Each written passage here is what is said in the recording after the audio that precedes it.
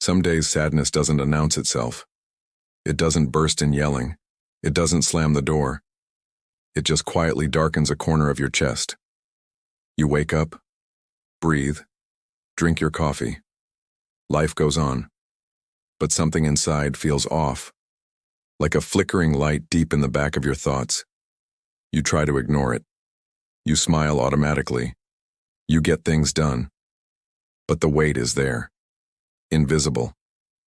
Constant. And no one notices. Worse, you don't want to notice either, because feeling sad still sounds like failure, as if it's a flaw in your character, a weakness in your faith, a crack in your mind.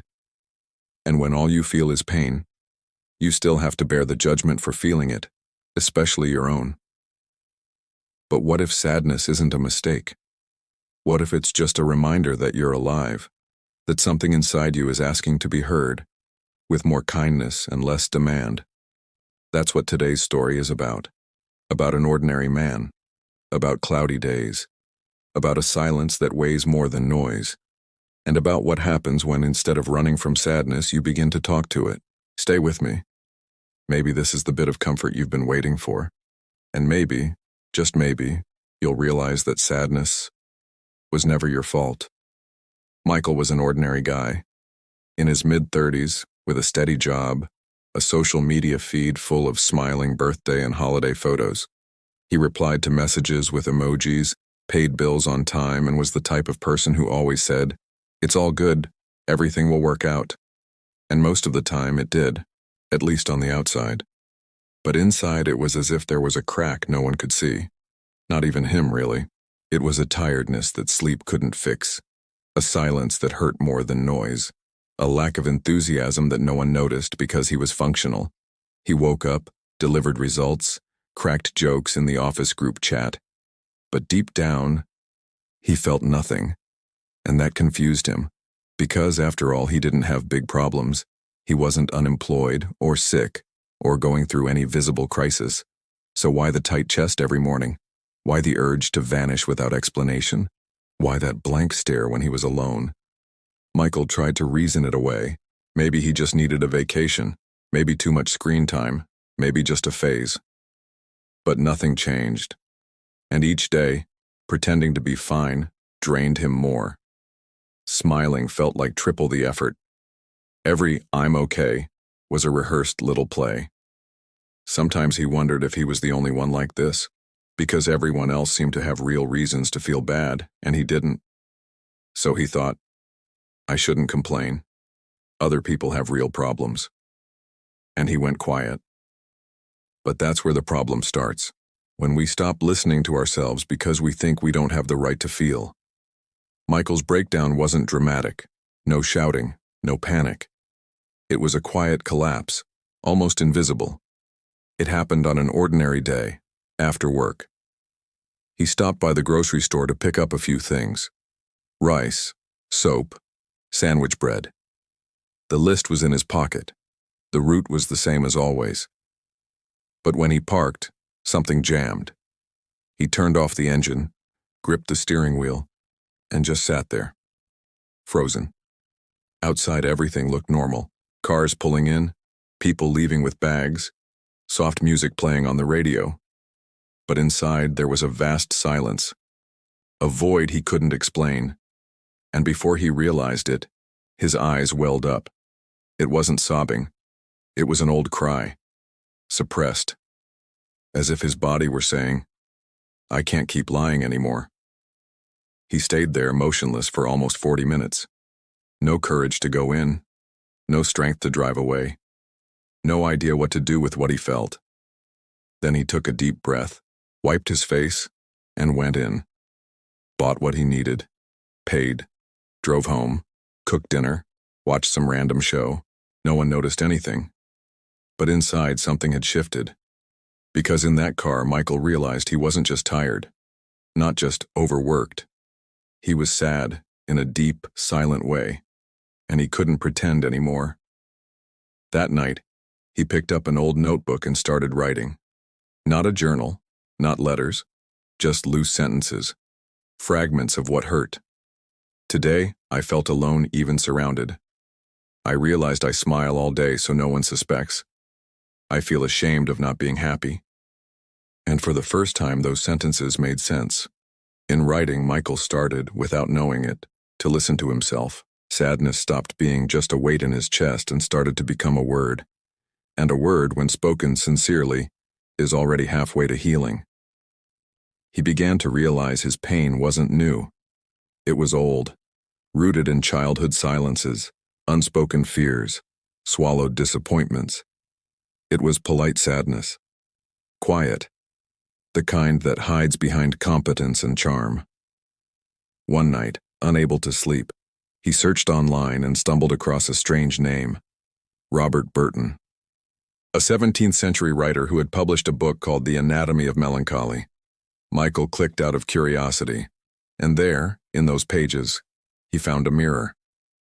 Burton wrote that melancholy was part of existence, that the human mind is by nature restless, reflective, troubled. That suffering isn't an aberration, it's a condition, that sometimes the soul breaks not from weakness, but from too much clarity, and that thinking too much, feeling too much, observing too much, also wears us out. Michael felt a strange relief, as if someone had said, "You're not broken, you're just deep." From that point on, there was no miracle, but there was movement. He started treating himself with more respect, sleeping better, saying yes less out of guilt, canceling social plans that demanded forced smiles, and for the first time in a long while, he began to experience moments of peace, not movie commercial happiness, just silence that didn't hurt. And for him, that was enough of a beginning. Michael didn't become someone else. He was still the same man, only now with less urgency to appear strong. He began caring for his body without obsession, listening to music that made him cry without shame, walking without headphones just to hear the world, and himself. One of the deepest changes was learning to say no. No to commitments that drained him. No to demands disguised as friendship. No to expectations that weren't his. And each no said with clarity felt like a yes to his mental health. He also rediscovered the value of small things. He made tea at night, wrote short paragraphs just for himself, left home with no destination, just to walk, sometimes just to exist, without having to prove anything to anyone. Of course, there were setbacks, days when the sadness came back thick, moments when he thought, "Am I getting worse?" But over time, he understood. Feeling sad again wasn't failure. It was life. The difference now was, he knew what to do with it. He didn't fight it. He sat with it and asked, "What are you trying to tell me today?" Michael began to forgive himself for believing for so long that he always had to be okay, and that forgiveness set him free. Free from guilt, from the fear of disappointing, from the need to be in control all the time.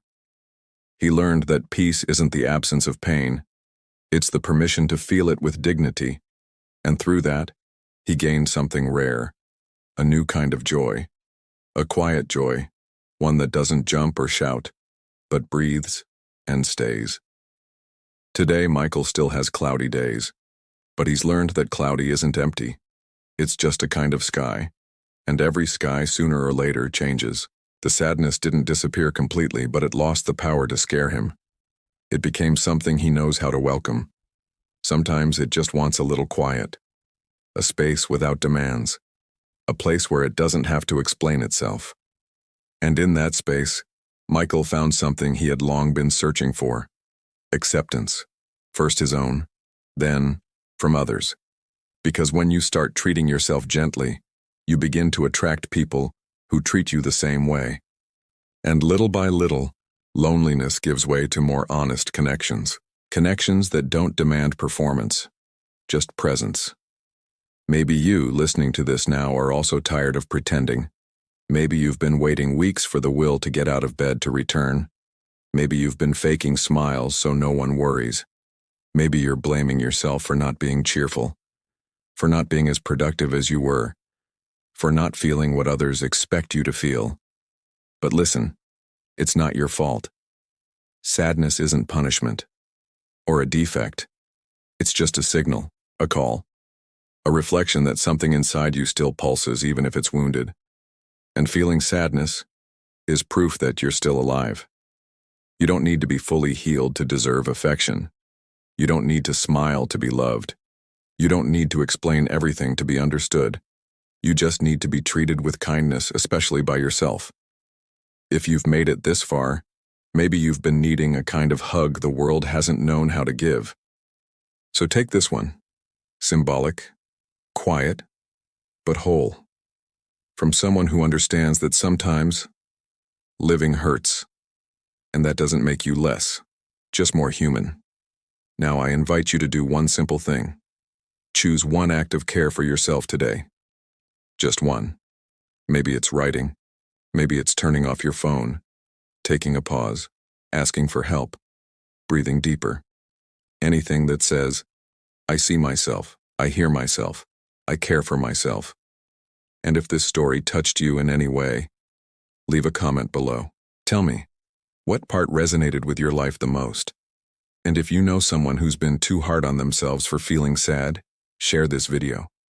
It might be the nudge they need to understand that their sadness is not their fault. And hey, don't forget to like this video. It helps this message reach more people who, just like you, are simply trying to breathe a little easier in a world that demands so much. I'll see you in the next one. Until then.